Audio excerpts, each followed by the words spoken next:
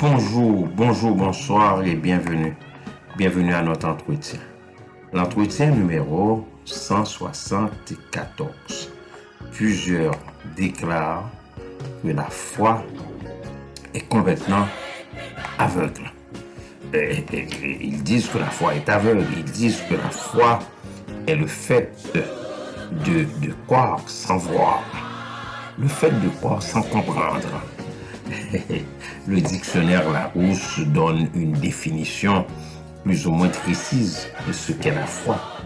Larousse déclare que la foi est l'adhésion totale de l'homme à un idéal qui le dépasse, à une croyance religieuse.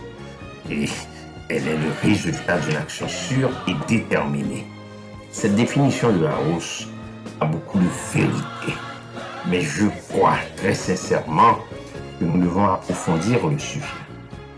Les scientifiques, de leur côté, déclarent que la religion enseigne que l'on doit obéir sans comprendre. Même si on ne comprend pas, on doit obéir. Écoutez, Dieu ne nous a pas créés comme un robot. Il nous a donné le libre arbitre. Il ne nous force pas à croire en lui sans comprendre.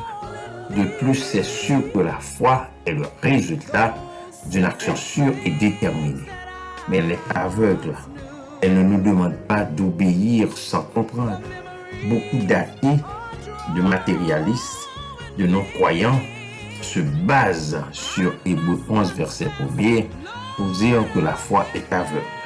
Hébreux 11, verset 1er déclare que la foi est la substance des choses qu'on espère, une conviction de celle qu'on ne voit pas. Là, c'est la Bible. Mais attention, la Bible déclare aussi que la foi vient de ce qu'on entend. Écoutez, chers amis, personne ne peut croire sans évidence. Toutes les réactions humaines sont basées sur des évidences. Elles sont basées sur des vérités. Elles sont basées sur des exactitudes.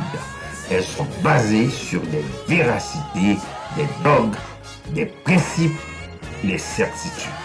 De plus, chers amis, on peut croire sans connaître une chose. Est-ce que cela veut dire que l'on croit sans comprendre? Que l'on croit de façon aveugle? Lorsqu'on croit en Dieu, il y a deux choses. Il y a de l'évidence et il y a la vérité. L'évidence, c'est la parole de Dieu.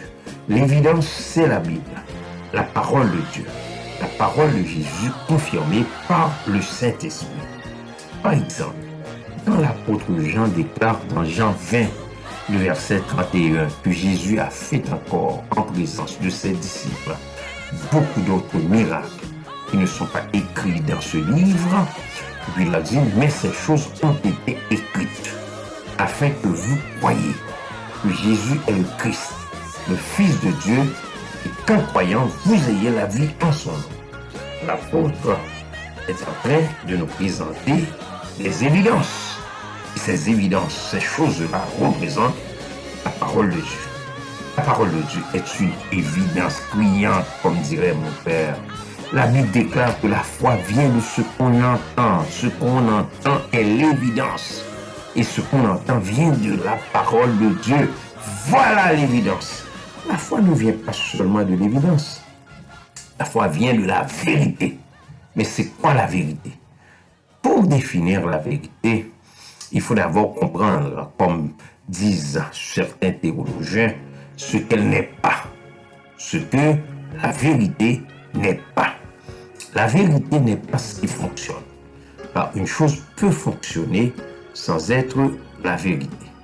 La vérité n'est pas ce qu'affirme la philosophie pragmatique, une approche qui oppose les faits aux moyens. En réalité, des mensonges peuvent fonctionner sans être vrais pour eux. La vérité n'est pas ce qui est cohérent ou compréhensible.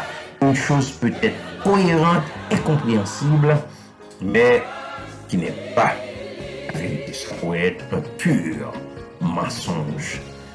La vérité n'est pas ce qui nous fait sentir bien. Lorsqu'on se sent bien, une mauvaise nouvelle peut malheureusement être vraie.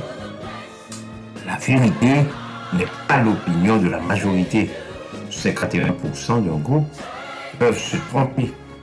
Donc la vérité n'est pas ce qu'on comprend. Une présentation longue et détaillée peut aboutir à une conclusion erronée. La vérité ne se définit pas par l'intention, chers amis. De bonnes intentions peuvent être mal orientées. La vérité n'est pas un moyen de connaissance. Ce que nous savons peut être mensonger et farfelu. La vérité, chers amis, n'est pas ce que nous croyons. Un mensonge reste faux même si nous y croyons. La vérité est plutôt, comme le terme grec l'affirme, ce qui est dévoilé. Ce qui est dévoilé, ce qui est toujours là, toujours ouverte, ce qui ne peut être caché, toujours visible, sans rien ne soit caché.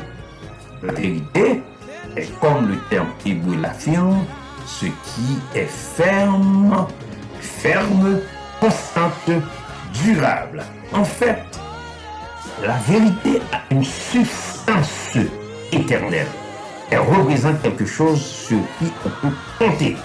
Bref, la vérité est Jésus de Nazareth. Le Sauveur est le Sauveur du monde. La vérité est Jésus. Jésus déclare dans Jean chapitre 14, verset 6, « Je suis le chemin, la vérité et la vie.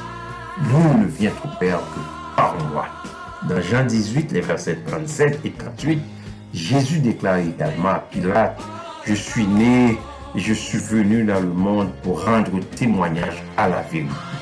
Quiconque est de la vérité écoute ma voix. » Pilate lui dit, « Qu'est-ce que la vérité ? » Jésus est la vérité. La foi n'est pas aveugle, mes amis. Elle ne demande pas d'obéir sans comprendre. La foi se base plutôt sur l'évidence, qui est la parole de Dieu, et sur la vérité, qui est Jésus, le Sauveur du monde. Kléber Jean-Charles vous a parlé. Au revoir et à bientôt.